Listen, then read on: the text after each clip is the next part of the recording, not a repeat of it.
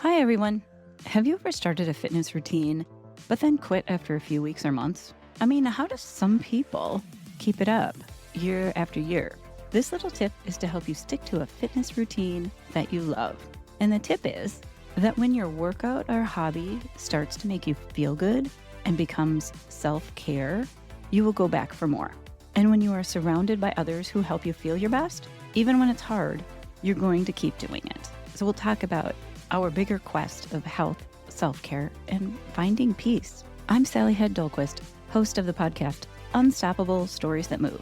I am a chronic globetrotting marathoner who has consistently been working out and running for the last 25 years. And that surprises me.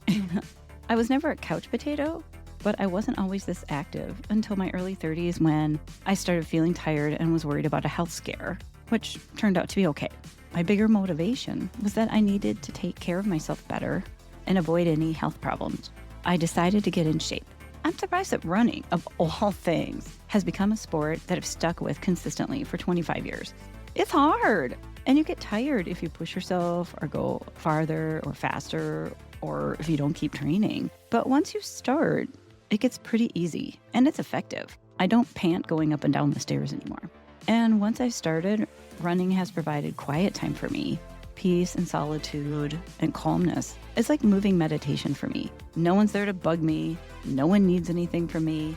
I don't have to prove anything to anyone else. There's no competition. It's just me.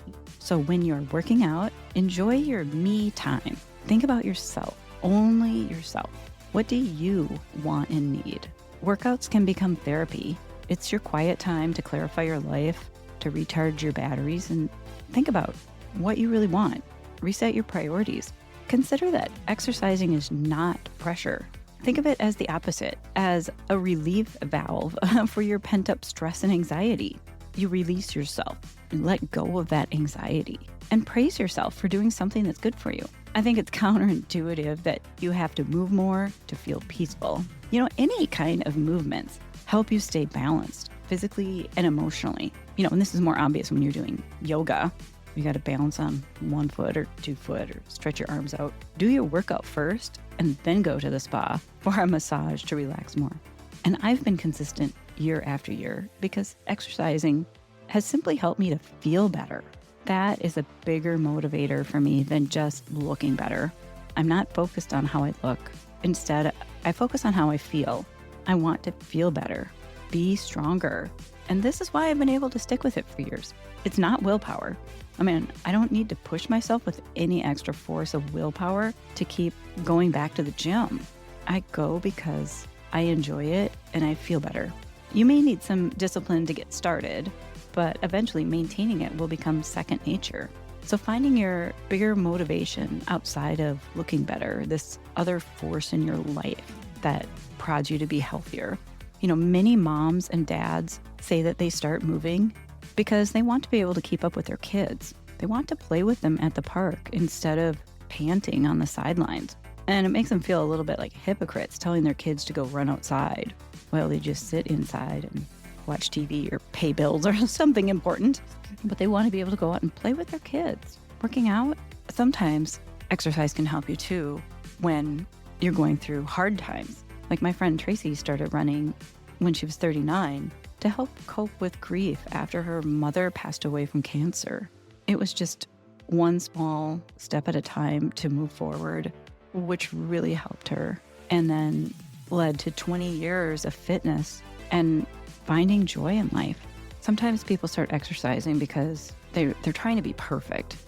Something's not perfect, something's not as good as they think it should be. Society tells us it should be. So instead of trying to fix something that may or may not actually be wrong with you, think about how you're trying to take care of yourself. Treat yourself kindly. You don't need to be perfect. No one is perfect. I have struggled with that a lot. And your workout is not punishment. I hate all those gym teachers and supposed workout gurus who made Fayed miserable and forced you to work out as punishment. Running for punishment is the worst. It's not. Way to kill a lot of motivation. Your workout is not punishment. Just ignore all those icky gym teachers who made Fayed miserable by forcing you to do push-ups or something or run till you puke. That is just wrong, wrong, wrong. Don't give up because you've had maybe some bad FIAD teachers. And don't give up when your muscles are sore or you're tired or it gets hard, because it will. If you're pushing yourself a little bit beyond your limits, which you need to do to build up your muscles and get stronger, enjoy that as a positive sign that you're making good progress. Taking care of yourself helps you stick with it. Find a routine, an exercise, or a hobby that helps you feel better, physically and emotionally. Something that brings your attention back to you. Pay attention to how it helps you. Enjoy your me time while you're moving your body, because you are your number one priority. And remember that nobody needs anything from you. My goal is to stay in good enough shape to always be able to run a marathon. And I do a lot of cross training to stay race ready. I try and do something every day or a couple times a week, and I try to mix it up with something different. And I've tried many different activities, and some of them I only do a few times a year, but I'm always trying to mix it up. And I'm so surprised that running is a sport that I've been most consistent with, because it's hard, but it's also kind of the easiest one to do, and you can do it anywhere, and all you need are shoes. I love tennis, rollerblading, weightlifting. I'll go bowling with my husband. He's on a team, and every once in a while I need a substitute. It's a good way to get myself out doing something different. I like to go to yoga class and stretch, and these swimming aqua aerobics classes. I find that swimming and aqua aerobics classes are the best after a long workout or running a marathon, because you get to move around and bounce around with low impact on your joints. During the summer, I can go kayaking or boating, and in the winter, go skiing. And anytime you can go hiking and walking. Oh, but notice that golf is not on my list. I just find it excruciatingly boring. Ugh. But I actually like going to the driving range and hitting the balls and at mini golf.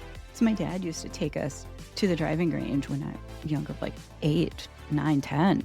We just go hit some balls, and it was great. But trying to walk around a 9-hole course, forget it.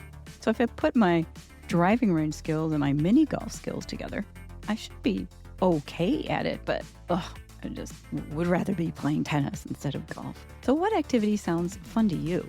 What activity makes you look forward to the weekend? Hey, maybe it's golf for you. Hey, whatever it takes to get out. I actually love golf carts. I think those are super fun, but it's not very much physical activity. What makes you want to leave work at the end of the day? What do you look forward to at the end of your day after work, other than going to happy hour? Maybe can you go for a walk or ride your bike around your neighborhood for 30 minutes? Bring the kids along if you have to. Just do anything to get moving, especially if you've been sitting all day. Why should you wait till a vacation to enjoy a walk to watch the sunset? Time is often not a reason why people don't stick with a routine. They might use it as an excuse, but it's actually priorities. It's because your personal health has become a lower priority. Other things in your life. You may have responsibilities that you think are more important, or something else comes up. Lounging around feels better than getting up. But you'll make the time to do your activity or exercising when you really start feeling the benefit. So write it down in your calendar. Does it make you happy? Does it give you something to look forward to? And don't let it become a task that you have to check off your to-do list, because then your exercise routine becomes a job, becomes a drudgery. Don't do that. Don't think about your to-do list or what you need to do later. Just focus on your body and what you get to do next. Tell yourself you get to do this exercise instead of you have to do it. You want to do it. It's not a task on your to-do list. It's a fun, free time activity. And once your workout or hobby becomes a safe haven and makes you feel better, it's easy to go back for more. And that's what happened to me. So I'd like to dedicate this little tip to my weightlifting instructor, Kathy McMillan of Bloomington Community Education in Bloomington, Minnesota. Kathy was older, in her 60s, and offered a course called Weightlifting for Women at the middle school. And I had noticed this course in the community ed syllabus for a few years before I finally signed up. I'd actually started with a yoga class instead. But eventually I signed up for Weightlifting for Women, and when I did, it was life-changing. There were about 10 women in the class, all sizes, ages, shapes, and colors, with one common goal, was to feel stronger. Oh, and maybe lose a few pounds. And there was a picture on the wall of this one elderly woman from Bloomington who was just legendary. She went on to win some bodybuilding competitions in her 70s and 80s, but I never met her. She wasn't in my class. She's still legendary. And twice a week for 6 weeks, we all came to class. Kathy had us warm up for 5 minutes by running on the treadmill or doing an aerobics dance routine or jump rope or jumping jacks. She made it fun. She made it silly. We were all jumping around together, moving any old way, trying to imitate Jane Fonda. For just 5 minutes, that's all she wanted us to do. And Kathy taught us how to use the equipment. So even though I had belonged to a gym for years, I'd never had an instructor truly help me understand how to use the equipment. Every session, she would help us adjust all the settings so it was comfortable and targeted the muscles we wanted to strengthen. No one was pushing us to hurry up or be macho or compete with us. Everyone was just patient to figure it out so we could all do it. And I learned that some equipment just doesn't fit me. I'm short, I'm only 5 feet tall. And sometimes the seat doesn't go up high enough, or I have to stretch my arms too far to reach the bar, or I can't reach the floor. It wasn't just me. No wonder it was awkward and uncomfortable to try to follow the instructions on my own. When I was sitting in those weightlifting machines, it just felt so weird on some of my joints, especially my shoulders. Well, I learned that these machines just weren't right for me. I learned how to use the free weights and the kettlebells to do a quick floor routine, leg lifts on the stairs, and do some stretching. Just simple stuff I could do at home in my apartment anytime.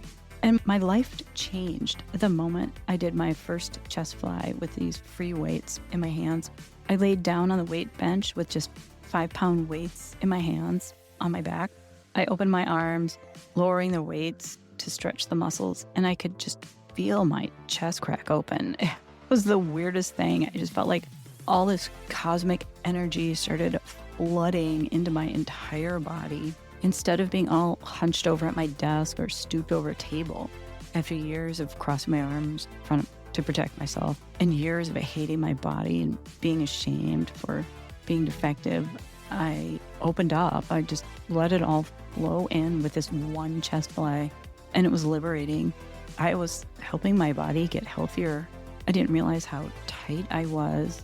I opened my arms and did this chest fly with all this energy flowing in.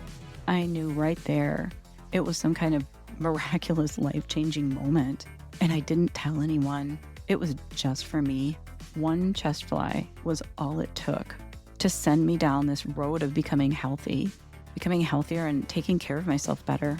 And I started to run more before class, just around the block, around the school.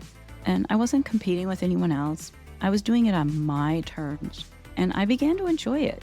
Exercise and running became a time when I could relax, when I could find solitude, quiet time to work out my emotional concerns as well. A year later, in 2003, I was running. I got lost and realized I had run 17 miles. Oh my God. And I felt good. And then I spent another year training for my first marathon in 2004. And now, 21 years later, I'm still running. I've run 175 marathons. I can't believe it's me. I look at those medals on my wall and go, wow, I did that. Even when I'm running, it still feels kind of like an out-of-body experience. Like, I can't believe I'm out here doing this. This is hard, but I can do it. It actually doesn't feel hard anymore. Ironically, to relax and find peace, I have to move more. Run first, then go to a spa. And because of Kathy, I stopped feeling like a weakling.